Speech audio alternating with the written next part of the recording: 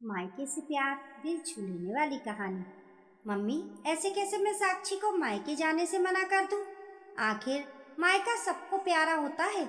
और फिर वो काफी दिन से अपने मायके भी नहीं गई है। अजीत ने अपनी मम्मी मधु से कहा, अरे वाह बेटा, तुझे तेरी पत्नी दिख रही है, पर ये नहीं दिख रहा कि तेरी बहन मायके आ रही है। तो ऐसे में बहू का होना जरूरी है।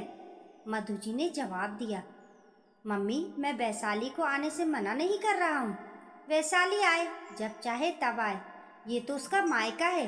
लेकिन उसके पीछे आप साक्षी को रोक रहे हो, ये गलत है। अजीत ने अपनी बात कहनी चाही।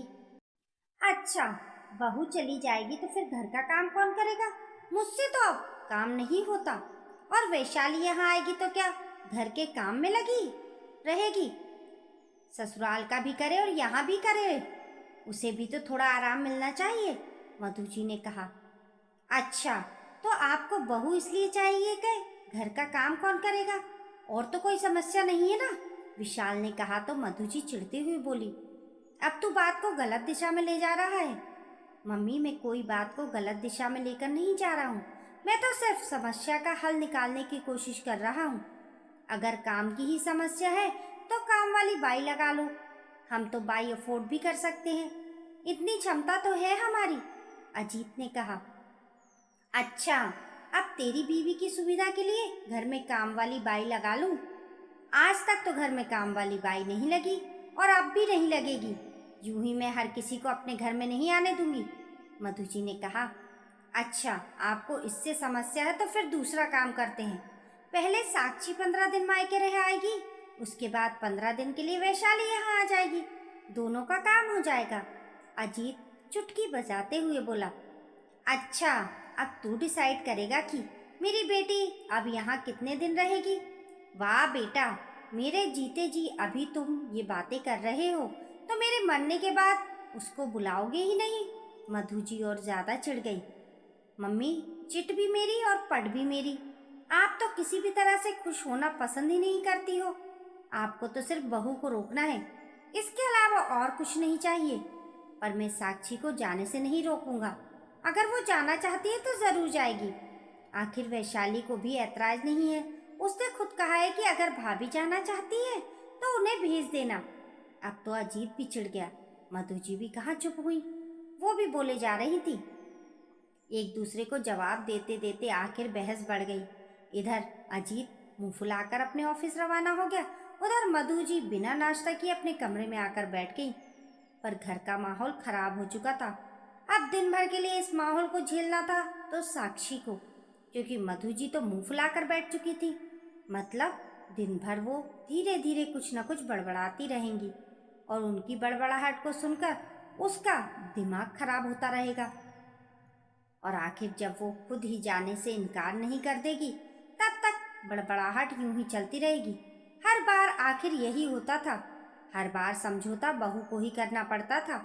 पर शायद इस बार साक्षी मानने के मूड में बिल्कुल नहीं थी, क्योंकि उसे समझ में आ चुका था कि इतना करने के बावजूद भी अच्छी बहू का मेडल तो मिलेगा नहीं। और ये उसने अभी कुछ दिन पहले ही देखा था, जब साक्षी की तबीयत खराब थी। उसे बुखार था।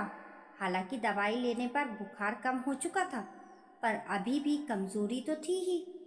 ऐसे में मधु जी ने अपनी सहेलियों को घर पर चाय नाश्ते के लिए बुला लिया और साक्षी को कमरे में जाकर बोली, बहू, फटाफट से चाय और गर्मा गर्म भजिए बना दे।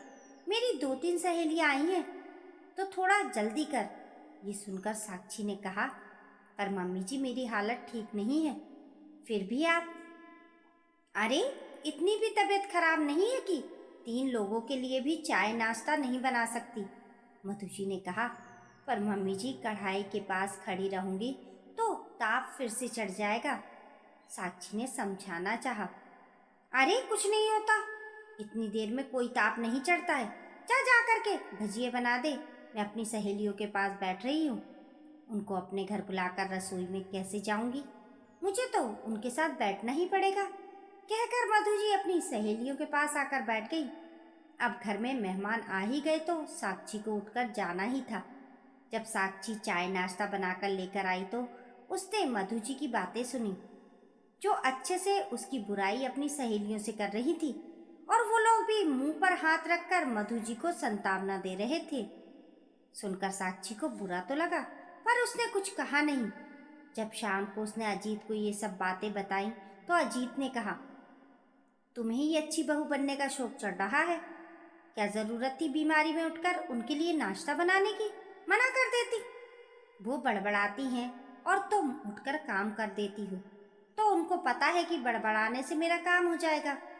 अरे तुम्हें कितनी बार समझाया है कि ये मम्मी की शुरू से आदत है। हम दोनों भाई बहन तो उनकी बड़बड़ाहट को इग्नोर ही करते थे। उनके मन का नहीं होता तो बड़बड़ाना शुरू कर देती और फिर पूरे घर का माहौल खराब कर देती हैं।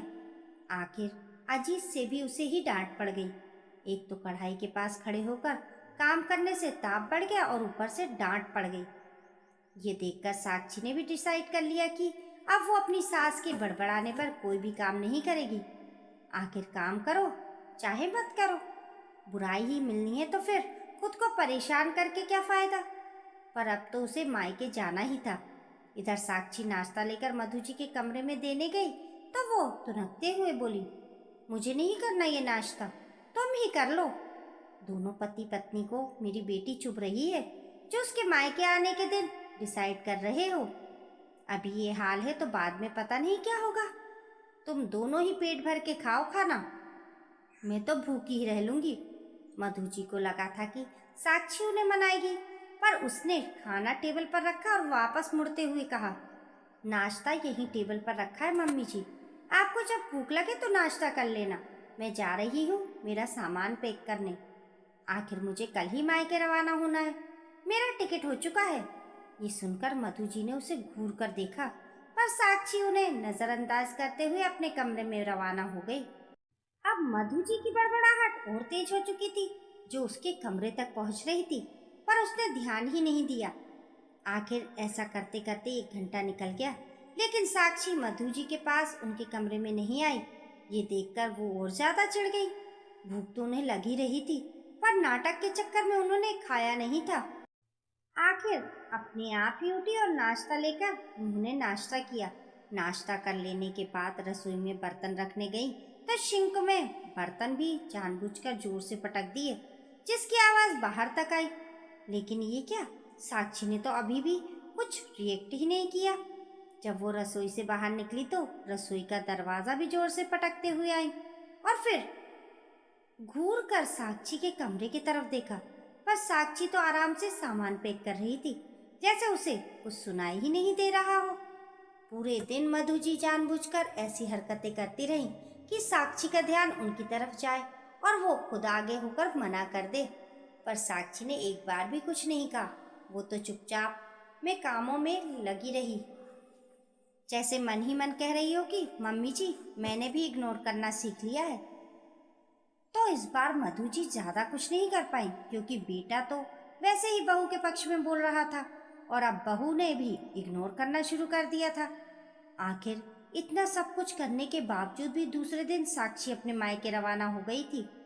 खैर, वैशाली जब अपने बच्चों के साथ मायके आई तो उस समय अजीत ने घर में काम वाली बाई लगा ली थी। मधु जी अब भी बड़बड़ा रही थी, लेकिन ना तो वैशाली और ना ही अजीत इस तरफ ध्यान दे रहे थे। आखिर जब देखा कि कोई ध्यान नहीं दे रहा तो बड़बड़ करके खुद ही चुप हो गई। आपकी इस कहानी के बारे में क्या राय है, हमें कमेंट करके ज़रूर बताएं। कहानी पसंद आने पर लाइक और शेयर करें। ऐसी ही अच्छी अच्छी कहानियों के लिए चैनल को सब्सक्राइब करना ना भूलें। मिलते हैं फिर एक नई कहानी के साथ, तब तक के लिए नमस्कार।